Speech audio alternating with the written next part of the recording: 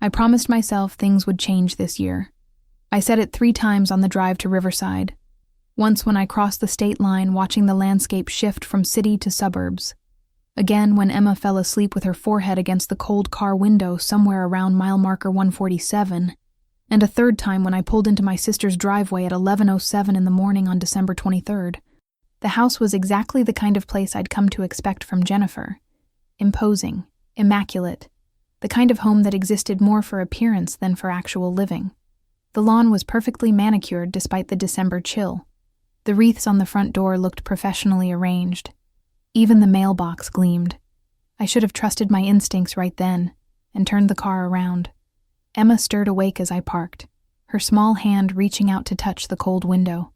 She was 8 years old enough to understand social cues, old enough to sense when she wasn't wanted, but too young to know how to protect herself from that knowledge. "Are we here?" she asked, her voice still thick with sleep. "We are," I said, trying to inject enthusiasm into the words, trying to lie to my daughter. "You ready to see your cousins?" She nodded, but she clutched her overnight bag a little tighter to her chest. The bag contained her favorite stuffed animal, a change of clothes, and the gift her school had made her wrap for her cousin Mason, a handmade ornament that Emma had spent 2 hours painting with meticulous care. I could hear them before we even opened the front door. The high-pitched shrieks of children, the voice of my sister Jennifer, pitched higher than normal, the way it always got when she was performing for an audience. The deeper rumble of Marcus, her husband, occasionally laughing at something that probably wasn't actually funny. The living room looked like a toy store had exploded inside it. Wrapping paper covered almost every surface. Ribbons hung from the ceiling. The floor was barely visible beneath boxes. Enormous boxes, small boxes, boxes within boxes. It was a visual representation of excess, the kind of display that made my stomach turn. Jennifer was standing in the center of it all, phone in hand, filming everything. She had her hair done perfectly, makeup immaculate despite it being barely past 11 in the morning. She wore a designer sweater that probably cost more than my entire outfit budget for the month. When she saw us, she executed a smile that never quite reached her eyes. "Oh my God, you're finally here," she exclaimed, pulling me into a hug that lasted just long enough to be photographed, but not long enough to be genuine. "The roads weren't too bad?" "Not too bad," I said, already feeling the familiar weight of inadequacy settling on my shoulders. My clothes suddenly seemed shabby. My car felt too old. My daughter's modest bag looked pathetic next to the mountain of possessions being distributed throughout the room. Jennifer's children, Mason, who was 10, Sophie, who was 8 like Emma, and little Aaron, who had just turned 6, sat knee-deep in gifts, not sitting together, not playing together, just positioned artfully around the room so Jennifer could capture each one from the best angle. Mason was holding up an unopened box with a logo I recognized, an expensive gaming system that had just been released. Sophie was examining a new skateboard with serious concentration. Aaron was literally surrounded by boxes, looking overwhelmed in the way small children do when they have too many choices and no way to process them. Emma stepped into the room slowly, still holding her overnight bag like it was an anchor keeping her from floating away entirely. No one acknowledged her. Jennifer was already back to filming, angling her phone toward Mason. "Mason, honey, show Daddy. Lift it higher. Perfect. Yes. Just like that." Marcus appeared from the kitchen with a coffee mug, already positioned to be part of the shot. I watched my daughter stand there in her navy blue dress, the one she'd picked out specifically because she thought it was pretty, the one that still had the creases from being carefully folded in her bag, and I watched her make herself smaller. It was such a small movement that most people wouldn't have noticed it. A slight rounding of her shoulders, the way her chin dropped just a fraction of an inch, the way she shifted her weight from one foot to the other, becoming less of a presence in the room. It was the body language of a child learning that her existence was inconvenient. "Come on, girls, let's get you settled," Jennifer said to Sophie, completely ignoring Emma. "Do you want to help me with the live stream? We're going to go live in a few minutes so all our friends can see what you got." Sophie jumped up immediately, trailing after her mother. Emma stood in the middle of the living room surrounded by boxes and ribbons and the refuse of abundance, and she watched them go. I wanted to tell her something true, I wanted to say, "Your aunt is being cruel and it's not your fault." I wanted to promise her that this mattered and that someone would make it right. Instead, I said, "Why don't you sit over here?"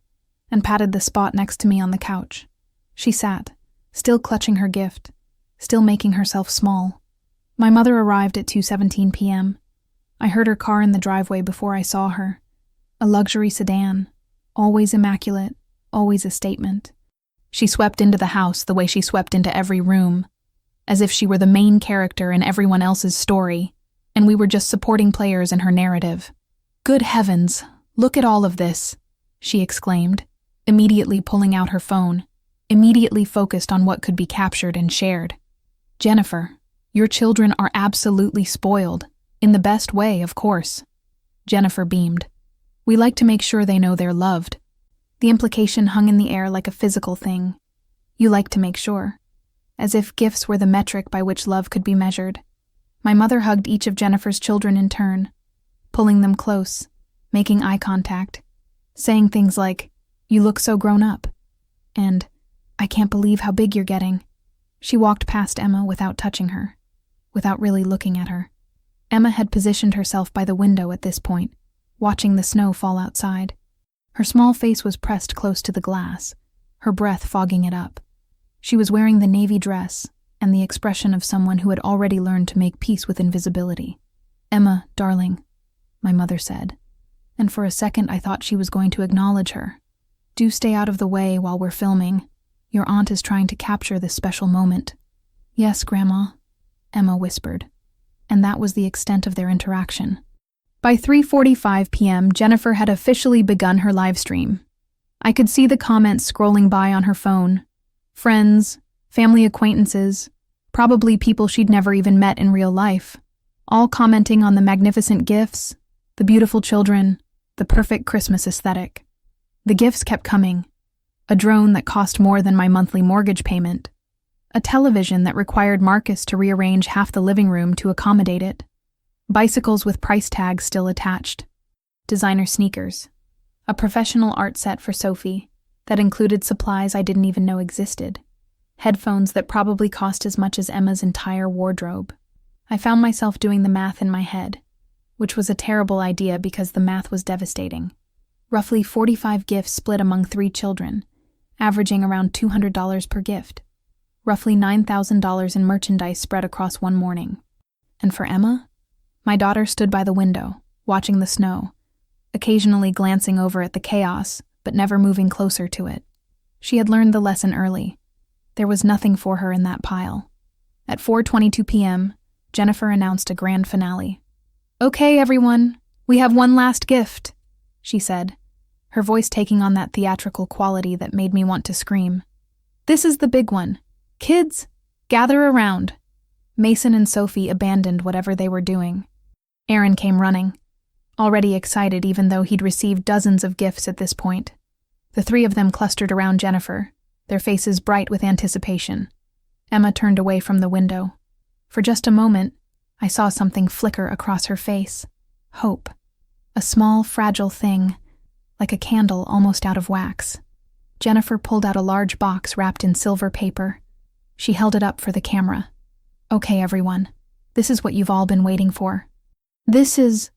"Can I guess?" Mason interrupted.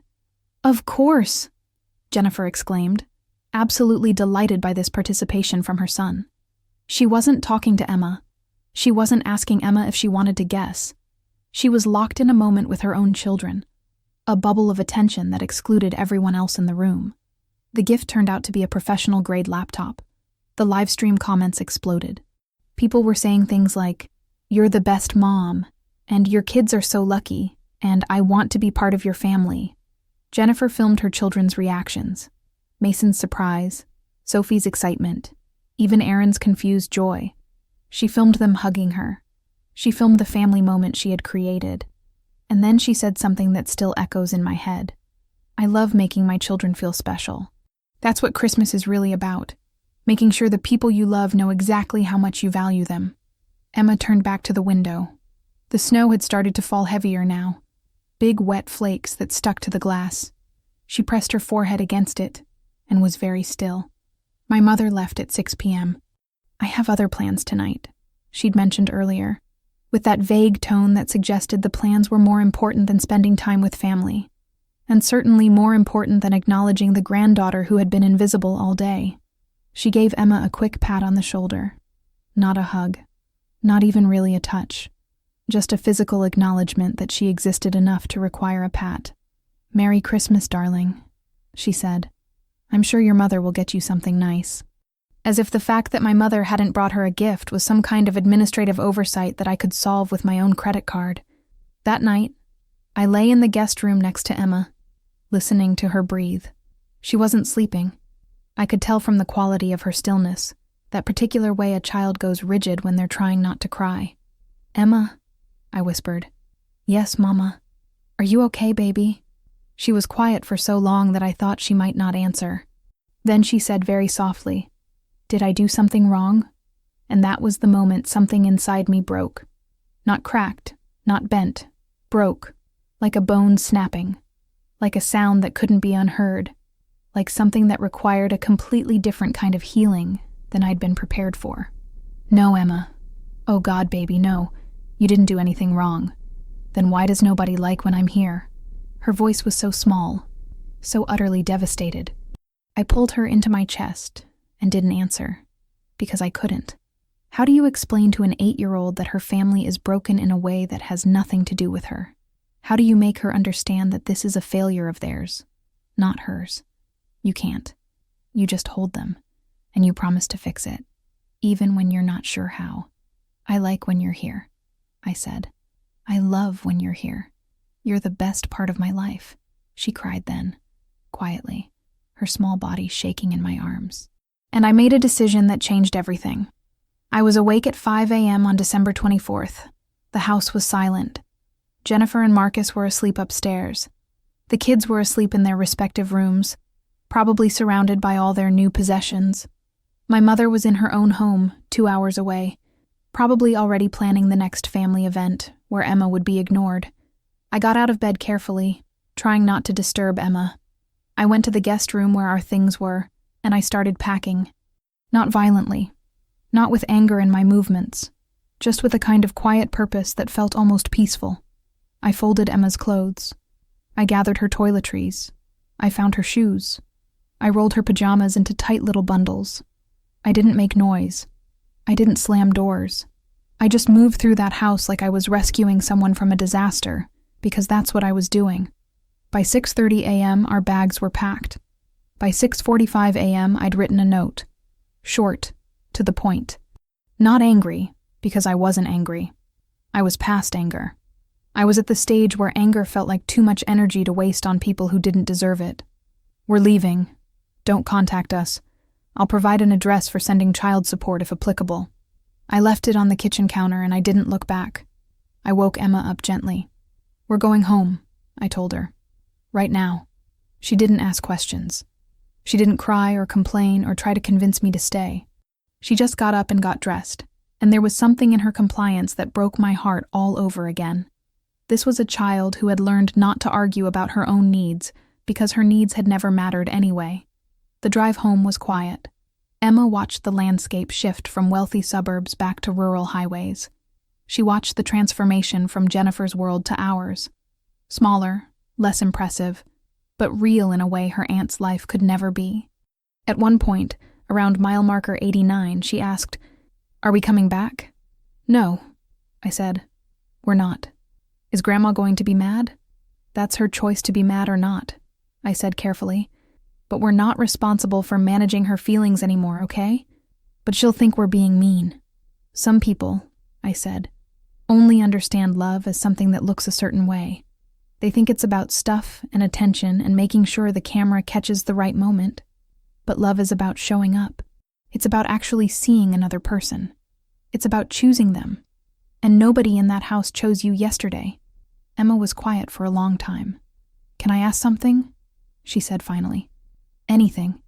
Is this because I didn't get presents?" God, my 8-year-old daughter was trying to comfort me, trying to make sense of an adult situation that had nothing to do with her behavior, trying to take responsibility for the failures of the adults who should have been taking care of her. No, sweetheart, I said. This is because you deserve to be around people who choose you. Every single day. Who see you. Who remember your birthday. Who show up to your school events. Who actually give a damn that you exist. And I'm choosing you right now. I'm going to keep choosing you for the rest of my life. We got home just before 4 p.m. The house was cold. I hadn't turned the heat up before we left for Riverside, and it had dropped to 58 degrees inside. But it smelled like us. Like home. Like safety. I turned on the heat and made hot chocolate from scratch. Real hot chocolate, with good cocoa and warm milk and marshmallows. The kind that took time and attention. Emma sat at the kitchen table and watched me move through our small kitchen with such intensity, as if she was memorizing everything about this moment. As if she was trying to lock in the feeling of being taken care of. We didn't talk much. We just drank our cocoa and watched the sunset over the bare trees in our backyard. After she went to bed, I went to my office and closed the door. It took me 45 minutes to find what I needed. My life insurance policy. The one I'd taken out when Emma was born, because being a single mother meant I had to make sure that if anything happened to me, she would be taken care of. My will. The document that detailed what would happen to my assets if I died. My college fund for Emma. The modest account I'd been building since she was a baby, putting aside what I could, trying to make sure she'd have options. My retirement account. The 401k I'd been contributing to faithfully for 15 years. All of it had Jennifer listed as guardian of Emma's funds if anything happened to me. My mother was listed as secondary beneficiary. The reasoning had seemed sound at the time. I'd wanted Emma to stay in the family if something catastrophic happened. Now I understood how naive I'd been. These two women had no interest in Emma. Not really. They were interested in the concept of Emma, a child to dote on when it was convenient, to parade around, to display as evidence of their capacity for love. But actual Emma, the real person who existed, who had needs and feelings and a heart that could be broken, they had made clear that she didn't matter. I spent the next 3 hours on my computer. I changed every beneficiary. Everything went directly to Emma. No guardians except the people I explicitly named. Sarah, my best friend who had held me through the worst days of my life and had known Emma since birth. Robert, my colleague who had volunteered to coach Emma's soccer team even though he had no children of his own. Not family. Not blood. People who had actually shown up. I also created a trust structure for Emma's inheritance, with specific instructions about who could access it and when and under what circumstances. I made it impossible for Jennifer or my mother to touch a single dollar that was supposed to be for Emma's future. I signed everything electronically at 2:47 a.m. on Christmas Eve. Then I did something else. Something that took another 2 hours. I opened a folder on my computer called Documentation. I created a spreadsheet. Christmas 2014, when Emma was 2. 0 gifts from grandmother. Christmas 2015, 1 cheap toy from Target. Christmas 2016, same cheap toy from Target, apparently regifted. Christmas 2017, nothing. Christmas 2018, nothing. I went through emails and found invitations I'd sent. Emma's school musical in 2019. My mother's response, "I'll try to make it." She didn't. Emma looked for her in the audience, and when she didn't find her, her performance fell apart. The video I'd saved showed her losing her place, forgetting her lines, eventually just standing on stage staring out at the audience with a confused expression. Emma's soccer games. Jennifer had attended exactly one, and only because Emma specifically asked her to come. She'd spent the entire game on her phone. Birthday parties. Emma had invited my mother to her 7th birthday party. My mother had said she would come. She didn't. Emma waited by the window for 2 hours before I finally told her that Grandma wasn't coming. Emma's school events. Parent-teacher conferences where I was the only parent present. Spelling bees where Emma was the only contestant without a family member cheering. Field day, where my mother had been invited 6 weeks in advance and didn't show up. I documented it all. Not out of anger, though there was anger. Out of a need to see the pattern clearly.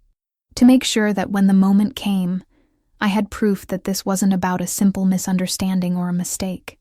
This was about a lifetime of choices made by people who had decided Emma wasn't worth their time. By the time I finished, the sun was starting to come up on Christmas Eve. We spent Christmas morning quietly. I woke Emma up at 7:30 a.m., and she padded into the living room in her pajamas to find 3 wrapped gifts waiting under our small tree. Not 40, not even 10. 3 things I'd picked out because I actually knew her, because I listened when she talked, because I paid attention to what she cared about. A telescope. She'd mentioned once in passing that she wanted to look at the stars. I'd ordered it weeks ago, before we went to Riverside, before everything exploded. A set of high-quality colored pencils. She loved to draw, spent hours at the kitchen table creating elaborate fantasy worlds in her sketchbook. The colored pencils she had at home were cheap things that skipped and didn't blend properly. These ones were professional grade. A book series she'd been asking for. 4 thick volumes about a girl with magical powers who had to save her world. She'd been requesting them from the library, but there was always a waiting list. I'd special ordered them. She opened them slowly, carefully, as if she was afraid the moment would disappear if she rushed it. "That's it?" she asked when she finished. Not ungratefully, just confused. Like she was waiting for the other 40 gifts to materialize. Like gifts were still the measure of love. "That's it," I said. "But they're all things I picked out because I know you. Because I actually listen when you talk. Because I love you." She looked at the telescope. Really looked at it. Then at me. "Can we really use this?" she asked. "Tonight," I said. "If the sky is clear. We can look at the moon together." She set the telescope down carefully and climbed into my lap. And she didn't ask about her grandmother or her aunt or any of the people who had forgotten her. We spent the rest of Christmas Day the way we should have spent it. Quietly, just the 2 of us, building something that looked like healing.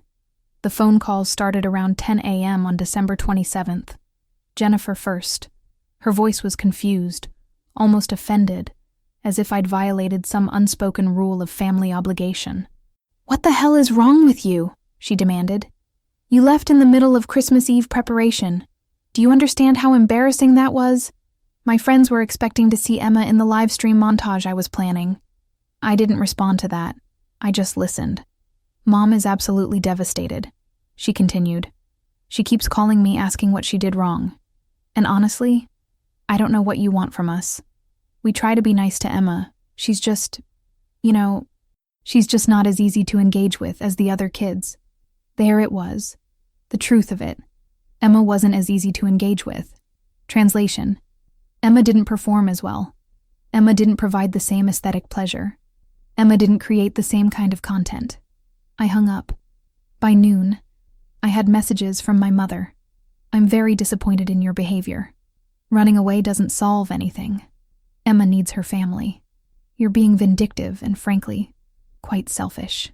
By the evening, I had 47 missed calls and 73 text messages across 3 different phone numbers. The voicemails ranged from angry to pleading to manipulative. "You're traumatizing Emma by keeping her from her extended family. Jennifer is devastated. How could you be so cruel? You know how important family is. Emma will resent you for this someday. You're being selfish and dramatic. You're isolating Emma and it's abusive." I saved all of them. Every single message, every voicemail, I saved to a folder on my computer. Not because I was planning to use them in an argument, but because I had the distinct feeling that I was going to need evidence. I was right. The letters started arriving on December 27th. The first one came in a cream-colored envelope with my mother's handwriting covering the front. I almost threw it away unopened, but something made me read it. "Dear Nora, I don't understand why you're being so vindictive. Jennifer made a simple mistake. She forgot to buy Emma a gift in the chaos of preparing for the holiday. Children don't remember these things. You're making a mountain out of nothing. What you're doing is damaging to Emma, to your mother, to your entire family. Please reconsider this path you're on. With love, Mom." I read it 3 times, and then I filed it away in the folder I'd created, the documentation folder. The second letter came 2 days later, this time from Jennifer. It was 6 pages long. "Dear Nora, I can't believe you would punish me for one oversight. I love Emma. I've always loved Emma. You know how busy I am around the holidays. Between work and the children and all the planning, it's easy to lose track of things. What you did, leaving without explanation, cutting off contact, Turning Emma against us is unforgivable. Emma is part of our family. She needs us. And your refusal to let her have that relationship is cruel. Marcus agrees with me. Your mother is devastated. Even my children are confused about why their cousin abandoned them. You need to apologize. To me. To your mother. And most importantly, you need to bring Emma back and let her rebuild the relationship with her family that you've destroyed. Sincerely, Jennifer. I filed this away too. By the end of the first week of January, I had 7 letters, each one slightly more accusatory than the last. By the 3rd week, my mother had called my workplace, the elementary school where I worked as a counselor, and tried to speak to my principal about my mental health situation. My principal, Patricia, called me into her office and closed the door. Your mother came in yesterday, she said carefully. She was very concerned about your well-being. She suggested that you might be experiencing some kind of breakdown. Did she happen to mention why? I asked. She said something about you refusing to let Emma see her extended family. She characterized it as parental alienation. I thought about Emma watching the snow fall while 40 gifts were distributed to other children. My mother and sister forgot to give my daughter a Christmas gift, I said. When Emma expressed sadness about that, I decided that was the last time she would be made to feel unwanted in my presence. That's not a mental health issue. That's good parenting. Patricia studied me for a long moment. Then she said, "Good for you," and she closed the conversation. By mid-February, the letters had shifted in tone. They were no longer about Christmas. They were about visitation, about Emma's need to maintain relationships with her extended family, about the psychological damage that was supposedly being caused by my refusal to facilitate contact. One letter from my mother included a line that made my stomach turn. A grandmother has rights. Rights. As if love was something that could be claimed as a legal entitlement. As if Emma existed to fulfill some obligation that my mother had decided she was owed. That's when I called a lawyer. I sat in Margaret Chen's office on a cold Thursday afternoon in late February, with 3 large folders spread across her desk. Margaret was in her 50s, sharp-eyed, the kind of woman who had heard every family dysfunction story and was no longer shocked by anything. She read through my documentation with a kind of grim efficiency. Letters, screenshots of text messages, pictures I'd taken of the Christmas chaos, documentation of every school event my mother had missed, the birthday parties Emma had invited her to that she'd skipped, the receipts from online retailers showing the pattern of my mother's gift-giving, or lack thereof, over the years. Medical notes from Emma's pediatrician about anxiety and stress-related symptoms that had started appearing after family gatherings. Even the conversation with my principal, documented in an email I'd asked Patricia to send me confirming my side of the story. Margaret set down the papers and met my eyes. "They're going to try to force visitation," she said finally. "I guarantee it, using the argument that Emma needs her family, that you're engaging in parental alienation, that a grandmother has a right to a relationship with her grandchild. Can they legally force it?" I asked. "In some states, yes. Grandparent visitation rights are enforceable. In others, no. This state," she gestured to the address on her letterhead, "is one of the complicated ones. It depends on the specific circumstances. It depends on whether you can prove that the contact is harmful to the child." "Can I?" I asked. "Look at what you've brought me," she said. "Pattern of neglect, forgotten birthdays, missed events, not providing age-appropriate gifts, emotional withdrawal. The psychological impact on the child is documented. Your pediatrician's notes mention anxiety. You have this," but she said it with a warning note in her voice. "However," she continued, "it will be a process.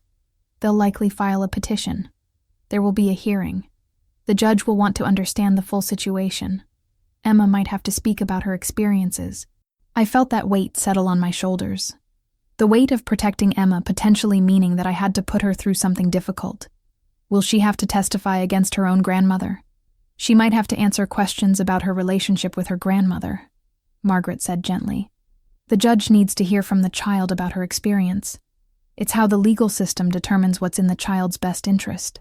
"I don't want to traumatize her more than she's already been traumatized," I said. "I understand," Margaret said.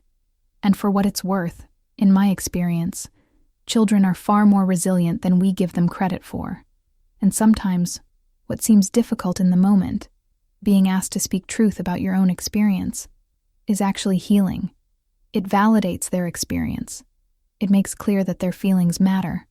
I thought about Emma, asking if she'd done something wrong.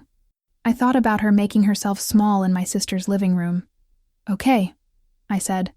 "If it comes to a hearing, she testifies." March arrived with rain that turned everything gray. Emma had started doing better at school.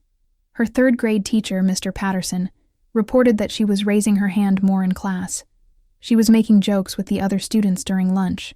She was participating in group projects instead of hovering on the edges like a ghost. She was becoming herself again. I'd started taking her to therapy, not because I thought something was wrong with her, but because she deserved a neutral space to process everything that had happened. Dr. Patel was a woman in her 50s who worked with children and had an office decorated with soft colors and comfortable furniture and plants. She never pushed Emma, never demanded anything. She just invited Emma to talk, and she listened. One evening, Emma came home from school and asked me, "Do other kids have grandmas who forget about them?" I was making dinner, pasta, her favorite, with garlic bread and a salad, and I turned from the stove to look at her. "Some do," I said. "Yes, some kids have grandparents who are inconsistent or who don't show up the way they should. You're not alone in that experience. But most kids don't have this, right?" "No," I said honestly. "Most kids have grandparents who show up, who remember their birthdays, who care about them. But some kids get the kind of grandparents you got, and that's not your fault." She set her backpack down on the kitchen chair and watched me work.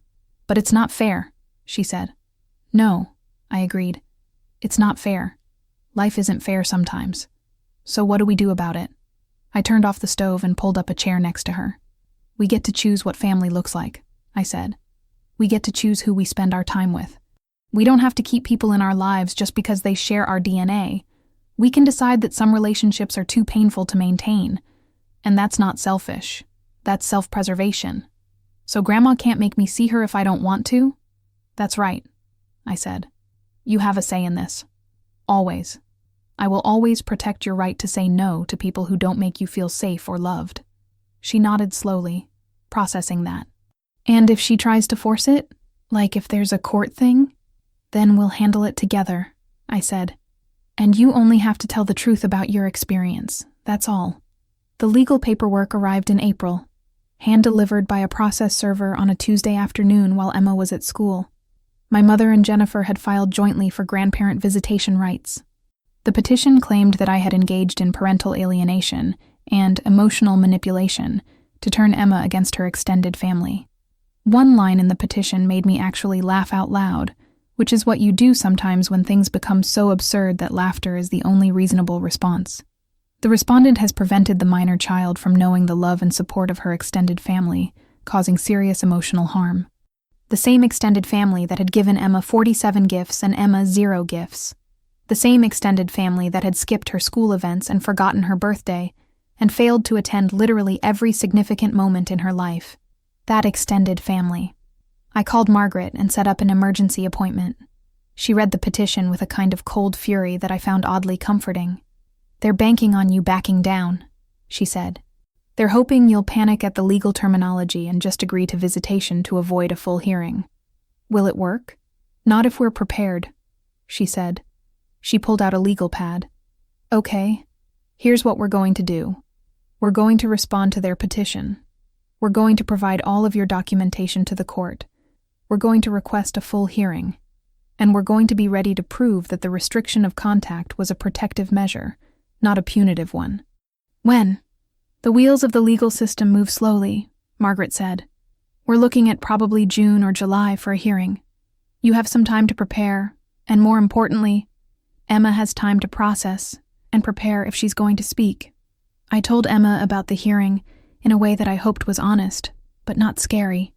We were sitting in her room, surrounded by her art supplies and books, and I said, "Your grandmother is trying to force you to spend time with her in court. But the judge needs to know what happened from your perspective. If you want to talk to the judge, you can. And if you don't have to. Will you be there?" "I'll be in the courtroom, yes. But the judge will ask you questions and you'll answer them. I won't be able to answer for you. What if I mess up? You can't mess up, I said, because there's no right answer except your truth. Your truth is, you went to your aunt's house for Christmas. You didn't receive a gift. Your family gave gifts to other children, but not to you. That made you sad. That's all the truth is. But what if they say it's not true? Then they're lying, I said. And the judge will look at the pictures and the documentation and the fact that you're telling the truth with no reason to lie. And the judge will know.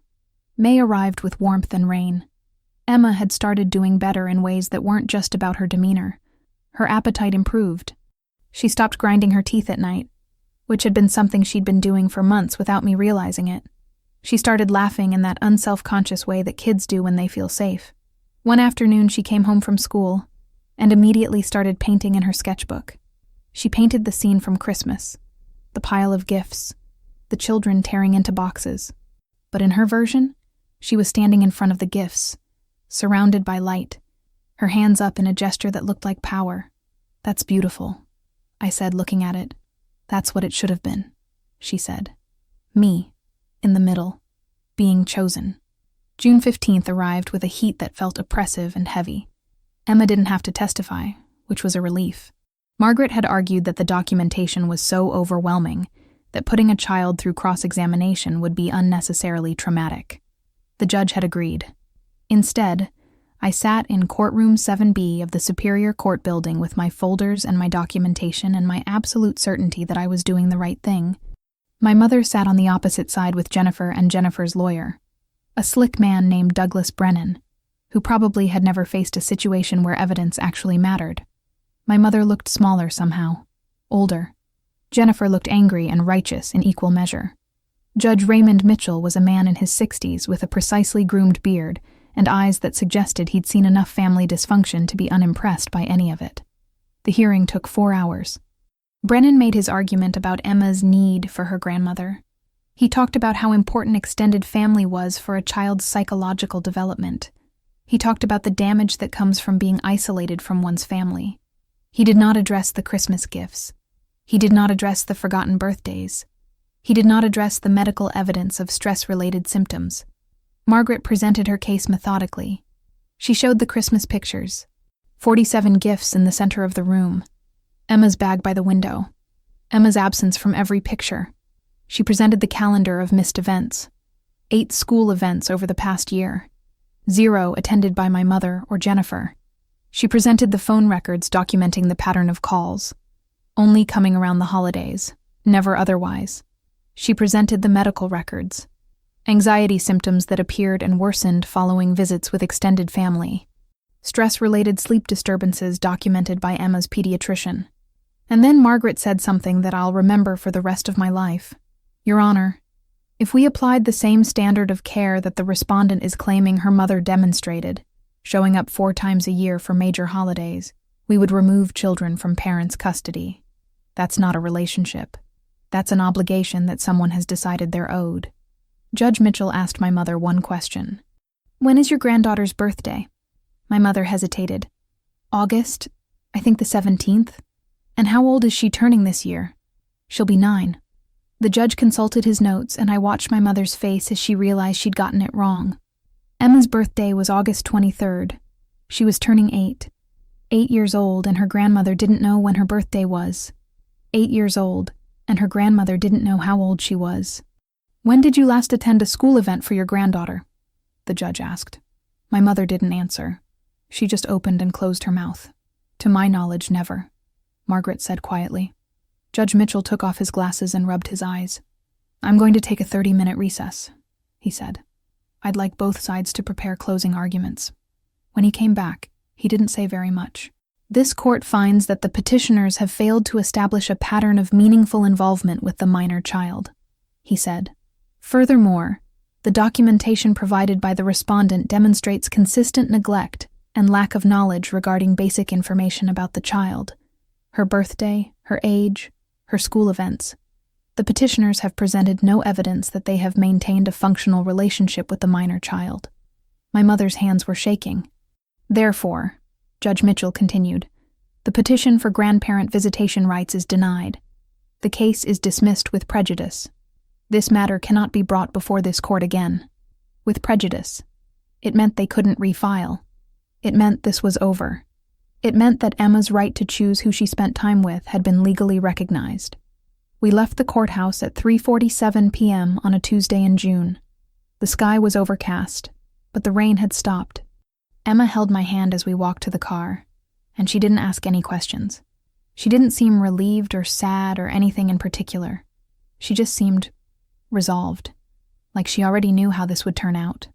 We won, I told her anyway. Does that mean she has to leave us alone now? Yes, I said. Grandma has to leave us alone. She can't take you to court again to try to force a relationship. Emma nodded and got in the car. The letters continued for a few months after the hearing, but they changed tone. Now they were about reconciliation, about misunderstandings, about how much my mother missed us. I know I made mistakes, one letter read, but surely we can move past this. Emma is my granddaughter. I would like the opportunity to know her. I read it and felt nothing.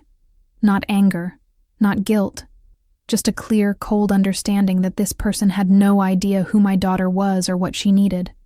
I put each letter in a box, not to torture myself with them, but as documentation, as proof, as a tangible record that I had made the right decision. By August, on Emma's 8th birthday, the letters stopped coming.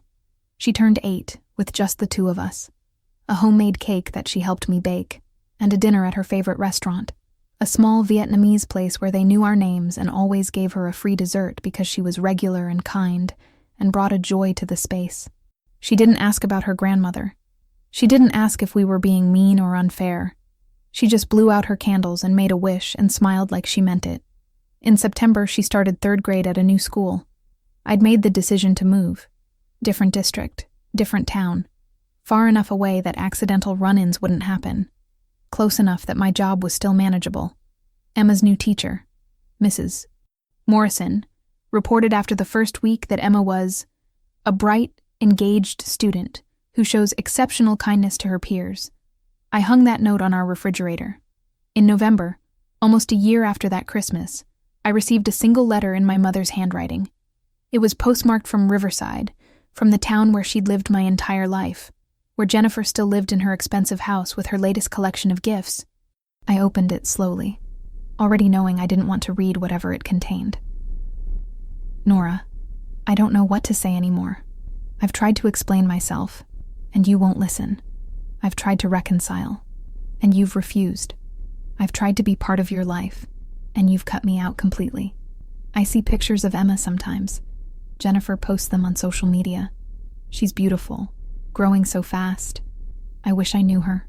I wish I knew the person she's becoming. But I suppose that's my fault. I suppose I've only myself to blame. I made choices. Those choices had consequences. I understand that now, though it took me far too long. I won't write again. Consider this closure.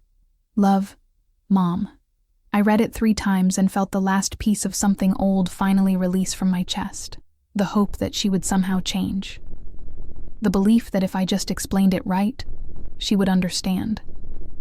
The fantasy that one day she would call and say, "I'm sorry. I see it now. I see what I did." That fantasy died with that letter. I took all the letters, every single one accumulated over the past year, and I put them in a metal bowl. I carried the bowl out to the fireplace and I burned them. Emma watched from the couch, her feet up, a book in her lap. "What are you doing?" she asked. "Setting something down," I said. She nodded, understanding even though I hadn't explained it. Kids understand these things sometimes without having to be told. The letters turned to ash and rose up through the chimney like some kind of blessing. 2 years later, Emma was 10 years old. She had joined the school choir. She had a best friend named Raj, who came over most weekends, and they would build elaborate structures out of blocks or create art projects that covered our entire kitchen table. She loved math and art in equal measure. She was building something with her hands and her mind and her heart that looked an awful lot like confidence. I was no longer waiting for my mother to apologize. I was no longer checking the mail hoping for reconciliation. I had stopped explaining myself to people who didn't listen. What I had done was simple. I had chosen my daughter every single day. I had packed her lunch and asked about her day. I had attended every school event, soccer games and art shows and concerts and spelling bees. I had learned the names of all her teachers and stayed in touch. I had cried when she cried and celebrated when she succeeded. I had been the parent my mother never was. One evening, Emma and I were making dinner together. Tacos, something we did every Friday. And she asked me, "Mom, do you miss having a mom?" I thought about it carefully. The question deserved a thoughtful answer. "I miss the idea of having a mom," I said. "I miss the fantasy of what that could have been." But the real thing she offered never felt like a real thing to me. It was always conditional. It was always about what I could do for her, or what I could make look good for other people. "That's sad," Emma said, crumbling up seasoned ground beef. "It is," I agreed. "But I'm sad about it so you don't have to be. You're going to grow up knowing that love doesn't have conditions. Love is about showing up. Love is about seeing the other person. Love is about choosing them. And I'm going to keep choosing you." "I know," she said with absolute certainty. "You've already shown me that." Years passed. Emma grew taller. Her voice deepened with age. She developed opinions that didn't always match mine. She became interested in things I didn't understand. She became her own person, fully formed and complex and real. And somewhere along the way, she stopped hurting. I knew the exact moment it happened. We were driving home from her school one afternoon in March, and she was talking about something her teacher had said in class about the life cycle of plants. Her voice was just light. The weight that had lived in her chest since she was 8 years old had finally lifted. "I'm happy," she said suddenly, mid-sentence about photosynthesis and cellular respiration. "I know you are," I said. "No, I mean I'm actually happy. Not trying to be happy. Not hoping I'll be happy later. Actually happy right now." I reached over and squeezed her hand, and I thought about everything it had taken to get here. Every difficult conversation. Every letter I'd received and not responded to. Every family event I'd skipped. Every moment I'd chosen her over obligation. It had all been worth it. When Emma was 15, my sister Jennifer reached out. It was a message on social media, something I almost missed buried among notifications and messages from people who actually mattered. She was apologizing. She was saying she'd made mistakes. She was saying she wanted to know Emma again, if Emma wanted to know her. I brought the phone to Emma without comment and said, "What do you want to do?" She read it and handed the phone back to me. "I don't think so," she said. She had a lot of chances. "Do you want to talk about it?" I offered. "No," she said, "but thank you for asking." That was the extent of it. When my mother died, which she did, quietly, in the winter when Emma was 18, from a stroke that nobody saw coming, I didn't go to the funeral. Jennifer called me to inform me, her voice strange and distant. "She's gone," she said, as if I cared, as if this was information that would change anything. "Okay," I said. "Thank you for letting me know." I hung up. Emma didn't ask about it. I told her that evening, and she nodded and went back to her homework. We marked the day by doing something normal. Emma had a test at school that she was studying for. I made dinner. We watched a movie. We existed in the space that my mother's life had never touched. It was the most fitting tribute we could have given to a relationship that had never really existed. The month after my mother died, I received a formal letter from an estate attorney. Apparently my mother had left me a small amount of money, $10,000. The letter included a note that she'd written years ago, before the Christmas incident, before everything fell apart. "To my daughter Nora, I hope this helps you in whatever life you build. I am proud of you, though I was never good at saying so." I read it once, and felt nothing. Not anger, not grief, not validation. Just a kind of tired understanding that my mother had probably always known she wasn't good at the relationship thing, and that instead of trying to change or grow or learn, she'd just accepted it as part of her nature. The money went directly into Emma's college fund. This story isn't about revenge. It's not about vindication or proving anyone wrong. It's not even really about winning a court case, although we did that. It's about understanding that sometimes love means walking away. Sometimes protecting someone means creating a boundary that other people will call selfish and ungrateful and cruel. Sometimes being a good parent means being willing to stand alone against people who are supposed to be your family. It means understanding that blood relation is not the same thing as relationship. It means knowing that you can love someone and still decide that they're too toxic for you to be around. And sometimes, the greatest gift you can give your child is the knowledge that their worth is not negotiable. That love has conditions, yes, but those conditions should never be their fault. That they don't have to earn love by being easy or convenient or camera ready. That they just have to exist. And that's enough. If you've lived this story, if you've felt this weight, if you've made the impossible choice to prioritize your child's well-being over family obligation, like this video, leave a comment below. Tell me where this story found you. Share what you needed to hear. And subscribe so you never miss another story about the people who choose love over lies. About the mothers who stand alone. About the children who survive because someone decided they were worth fighting for. Your support helps these stories find others who need them. It helps mothers know they're not alone in making the difficult choice to protect their kids. And until the next story, protect the people you love, and don't apologize for it.